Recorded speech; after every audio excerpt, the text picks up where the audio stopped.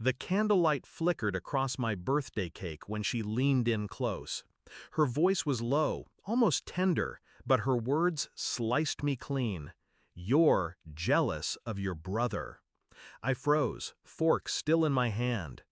10 years of sacrifice, of shouldering bills, rent, groceries, emergencies, for them, for her. And still, she reduced me to envy. My reply cut sharper than the knife I hadn't yet used to slice the cake. "Then let him pay your bills." I didn't raise my voice. I didn't need to. I stood, pushed the chair back, and left the candles burning. That was the night I made my decision. They always said family came first, but family had always meant me. The fixer, the provider, the one who bailed them out when checks bounced, when cards maxed, when landlords knocked. My brother Adrian was the golden boy, charming, useless, and eternally broke. But to my mother, he shone brighter than I ever could. I noticed the pattern years ago. Adrian failed, I paid. He gambled, I covered. He smiled, and they excused. Me?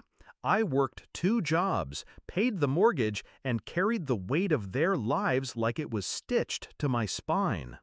At first, I thought it was love, then duty, then habit. Until that night when I finally saw it for what it was: exploitation dressed as family loyalty. The shift happened quietly inside me. No tears, no yelling, just clarity. I started with the bills. Electricity, water, internet, all in my name. My accounts, my responsibility. I called each provider one by one, my voice steady, polite. Terminate service, effective immediately. I moved to the cards. My mother's emergency credit line? Canceled. Adrian's backup debit I'd been refilling when he overdrafted? Closed. Auto payments for rent? Stopped. Insurance? Gone. Bills don't pay themselves, and I no longer would. At first, they didn't notice. The fridge still hummed, the lights still flicked on. But weeks later, the cracks split open. I got the first call from my mother at midnight. "Why is the gas off? Your brother has a guest. He can't even cook dinner." I let the silence hang. Then, ask Adrian. The second call was sharper. "The landlord says we're behind. 2 months? What did you do?" "Correction," I whispered. "What didn't I do?" I didn't stop there. Quietly, I redirected my pay. For years, I had funneled everything into their survival. Now, it flowed into me. I signed the deed to my own apartment. Sleek, modern, paid in full. While they fought over overdue notices, I unpacked new furniture and poured myself wine. Revenge doesn't always roar. Sometimes it whispers, "No." When I cut them off completely, the begging began. Adrian showed up at my work, his charm cracked, his smile twitching under the weight of overdue balances. "You can't just leave us like this," he hissed. "Can't I?" I said, looking him dead in the eye. "Welcome to adulthood. Bills don't pay themselves." He stormed off, furious. But behind his anger, I saw it, the first glimmer of fear. The climax came the night of the reunion. 10 years, and not once had they invited me. Every summer they gathered, laughing, posting photos, pretending I didn't exist.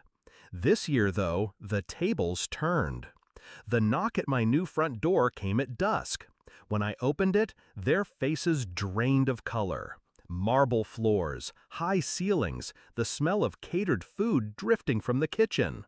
My house, mine, towered over them like a monument to every dollar they'd stolen from me.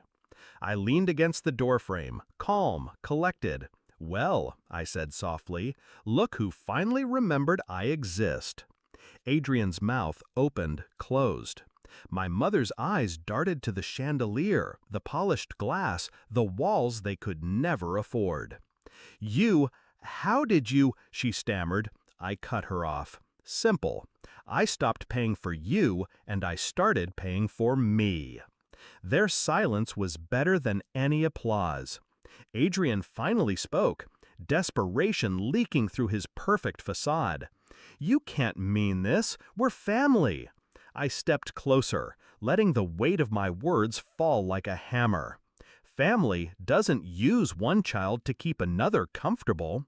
Family doesn't bleed you dry and call it love. Family doesn't whisper poison on your birthday. My mother flinched. I tilted my head, savoring the moment.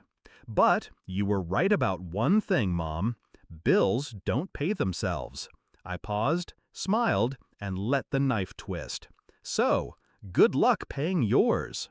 I shut the door before they could respond. Behind it, silence.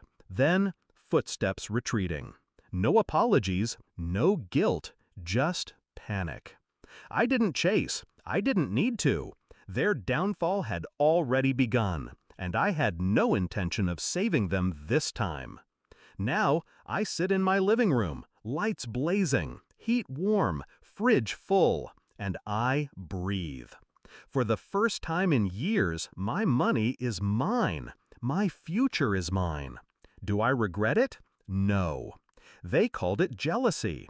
I call it survival. They thought I'd always bend. Instead, I broke free. And when the lights went dark in their apartment, when